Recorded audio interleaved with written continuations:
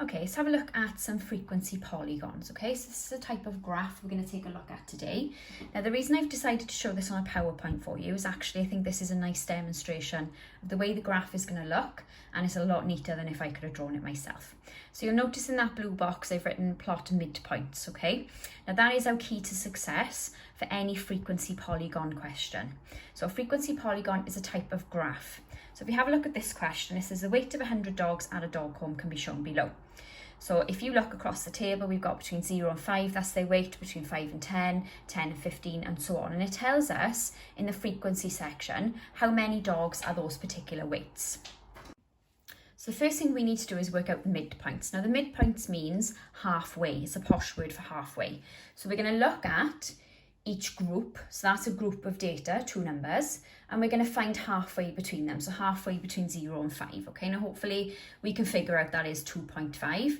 If you weren't sure, add 0 and 5 together, so that gives you 5, and then half of 5, so you would get 2.5. If we have a look at the next one, we would add 5 and 10 together, so that gives me 15, and half of 15 gives me 7.5, okay? So as you can see, it's exactly the same process, adding the two numbers on the group together and finding halfway. So that gives us our midpoints.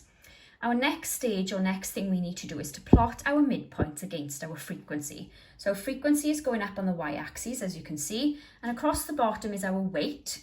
Now this is where we're going to plot our midpoints. So if we have a look at the first point that's going to appear, so I've gone across 2.5, so I've gone across to my midpoint and up 4.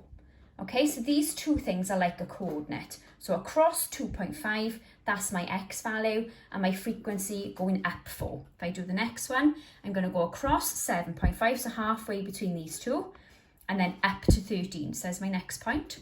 Third one then, across to 12.5, up to 25. Next one, across to 17.5 and up to 32. Across to 22.5 and up to 17, and then the last one across to 27.5 and up to 9. So if you look, each time I'm plotting halfway between my group data, which is across the bottom.